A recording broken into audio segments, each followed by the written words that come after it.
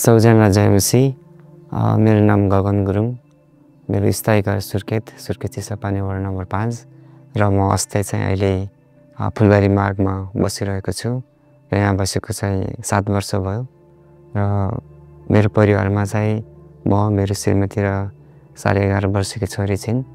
मेरो बिरामीको बारेमा बिरामीको अवस्थाको बारेमा भन्नुपर्दा चाहिँ 2081 साल भदौ 18 गते म उपचारको लागि अलका 1 मा गएको थिएँ र मलाई एक हप्तादेखि अलिकता खानामा विशेष गरी भात निल्नमा चाहिँ अलिकति गाह्रो हुन्थ्यो र सामान्य ग्यास्ट्राइटिस कारणले गर्दा होला भनेर म त्यसरी लिएको थिएँ र त्यसरी नै जाँच गर्न गएको थिएँ। तर डाक्टरले चाहिँ इन्डोस्कोपी गर्नुपर्छ भन्नुभयो र इन्डोस्कोपी गर्दाखेरि उहाँले चाहिँ अनुनलीको र खानाको जुन जोडिएको भाग जङ्सन छ त्यहाँनिर चाहिँ 4वटा ट्युमर पलाएको उहाँले चाहिँ देख्नुभयो। त्यसपछि उहाँले चाहिँ क्यान्सरको शङ्का गर्नुभयो र केही मासु लिएर बायोप्सीको लागि उहाँले पठाउनु भयो।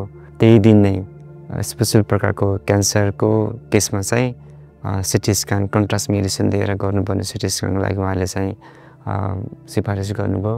त्यसको 1.5 घन्टापछि चाहिँ मलाई त्यो कन्ट्रास्ट मेडिसिन एकदमै सिभियर त्यसको चाहिँ एलर्जी भयो, एकदमै गाह्रो भएको थियो। त्यस्तो खालको चाहिँ पीडा मैले सायदै मेरो जीवनमा कहिले भोगेको थिएँ र एकदमै गाह्रो थियो। र त्यसपछि केही समयपछि फेरि मैले बमिट गरेँ, 3 पटक मैले बमिट गरेँ र 3 पटक बमिट गर्दाखेरि मेरो श्रीमतीलाई अलिकति डर लाग्यो अनि त्यसपछि उहाँले चाहिँ तुरन्त ट्याक्सी बोलाएर अनि अलका 2 मा हामी भर्ना भयौँ। त्यसको भोलिपल्ट पनि उहाँले 4वटा सलाइन पानी चढाएपछि बल्ल बिपी आफ्नो ठाउँमा आयो र अलका 2 मा हामीले 2 रात 1 दिन बितायौँ र त्यसपछि हामी चाहिँ घरमा आयौँ। त्यही साँझ 18 गते नै सिटी स्क्यानको रिपोर्टमा चाहिँ क्यान्सर डायग्नोस भइसकेको थियो। अलका 2 को डाक्टरले चाहिँ अपरेसन गर्नुपर्छ भन्नुभयो, तर उहाँले चाहिँ मेरो पेटै काट्नुपर्छ, पेट फाल्नुपर्छ, आन्द्रालाई लगेर चाहिँ अनुनलीमा जोड्नुपर्छ भन्ने प्रकारले चाहिँ कुरा गर्नुभएको थियो। तर त्यो कुराले चाहिँ एकदमै मनमा छोयो, किनकि जीवनमा पहिलोपल्ट यस्तो ठुलो भनौँ न रोग लाग्यो, त्यसमा पनि अब आफ्नो शरीरको महत्त्वपूर्ण अङ्ग गुमाउनु पर्ने चिन्ता लाग्यो। तर पनि मैले परमेश्वरलाई प्रार्थना गरेँ, प्रभु म मेरो पेट गुमाउन चाहन्न, मलाई यस्तो खालको डाक्टर मिलाइदिनुहोस् जसले मेरो पेट बचाइदियोस्। मेरो श्रीमतीले त्यसपछि क्यान्सर अस्पतालहरूमा उहाँ चाहिँ जानुभयो, 2-4वटा अस्पतालमा उहाँ पुग्नुभयो अनि सल्लाह लिनुभयो। अनि त्यसपछि हामीले चाहिँ हेलियस भन्ने क्यान्सर अस्पताल जुन चाहिँ जावलाखेलमा रहेको छ अनि त्यहाँ गयो र त्यहाँको डाक्टरले दिएको सुझाव अनुसार उहाँले 4वटा केमो लिनुपर्ने, त्यसपछि सर्जरी, फेरि 4वटा केमो लिनुपर्ने कुरा गर्नुभयो र 1 हप्तामै तपाईँले केमो लिनुपर्छ भनेपछि हामीले केमो लियो र 4वटा केमो लिइसकेपछि सर्जरीको प्लान भयो र उहाँले हामीलाई 2-3वटा अप्सन दिनुभएको थियो, बिएनबी हस्पिटल कि त मेडिसिटी हस्पिटल। तर डाक्टरको ब्याकग्राउन्ड बुझ्दा अनि सबै कुराहरू बुझ्दाखेरि चाहिँ मेडिसिटी चाहिँ हामीलाई उत्तम लाग्यो र नजिक पनि। अनि मेडिसिटीमा हामीले सर्जरी गऱ्यौँ।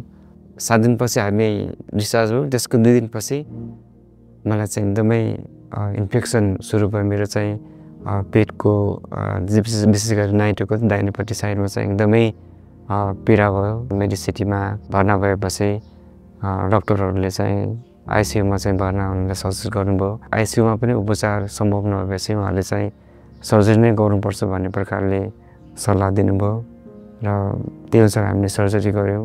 12 दिन हामी फेरि मेडिसिटीमा बस्यौँ र त्यसपछि डिस्चार्ज भएर हामी घर आयौँ।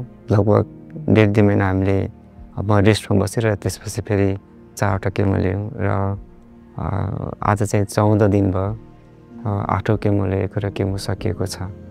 यो बिचमा चाहिँ परमेश्वरले मलाई एकदमै साँच्चै नै ठुलो अनुग्रह गर्नुभएको छ र जब त्यो पहिलो दिन जब त्यो क्यान्सर डायग्नोस भयो त्यो दिन चाहिँ म शरीरमा त एकदमै त्यो एक त खाना खाएको थिइनँ, कमजोरी थिएँ, तर त्यो मेडिसिनको एलर्जीले गर्दा चाहिँ एकदमै कमजोर भएको थिएँ। त्यसले मेरो रगतमा असर गरेको थियो। अक्सिजन लेभल कम थियो, बिपी लेभल कम थियो। म एकदमै त्यो पीडामा छटपटेको थिएँ। त्यो पीडा सायद मैले जीवनमा कहिले भोगेको थिएन। जब मैले मेरो आँखा खोलेँ, मेरो शरीरभरि पाइपै पाइप थियो।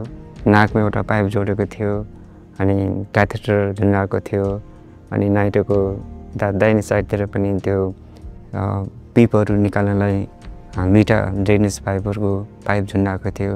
अनि नाइटोको देब्रे साइडमा फेरि फिडिक पाइप, त्यहाँ पनि अर्को ड्रेनेज पाइप झुन्डाएको थियो। मलाई गाह्रो भएर भेन्टिलेटरमा राख्नुभएको छ र प्रभुले मलाई साँच्चै नै त्यो एउटा मृत्युको नजिकबाट प्रभुले एकपटक होइन 2 पटक उहाँले मलाई बचाउनु भयो। त्यसकारण गर्दा हाम्रो जीवन चाहिँ एकदमै छोटो छ। तपाईँले यो छोटो जीवनमा छोटो समयमा नै हरेक पललाई हरेक सेकेन्डलाई उत्तम तरिकाले जिउनुहोस्, ताकि जसले गर्दा तपाईँ त्यो स्वर्गको राज्यको भागी हुन सक्नुभएको होस्। र यो कुराको उत्साह दिँदै र अन्तमा म के भन्न चाहन्छु भने हामी जहाँ जान्छौँ त्यहाँ चाहिँ प्रभुले गरेको अनुग्रहको साँच्चै नै हामी गवाई दिन्छौँ। असल साक्षी हामी भएका छौँ र त्यसको असल गवाई हामी दिन्छौँ। त्यो बाहेक पनि हामीलाई अहिले यसरी परेको बेलामा क्रोस्ट्री मण्डली र मण्डलीको परिवारले जुन प्रकारको हामीलाई सहायता गर्नुभयो, त्यसको चाहिँ हामी ऋणी भएका छौँ। यो कुरालाई हामीले कहिले पनि बिर्सने छैनौँ। मेरो यो आशिष यही राख्न चाहन्छु। जय मसीह।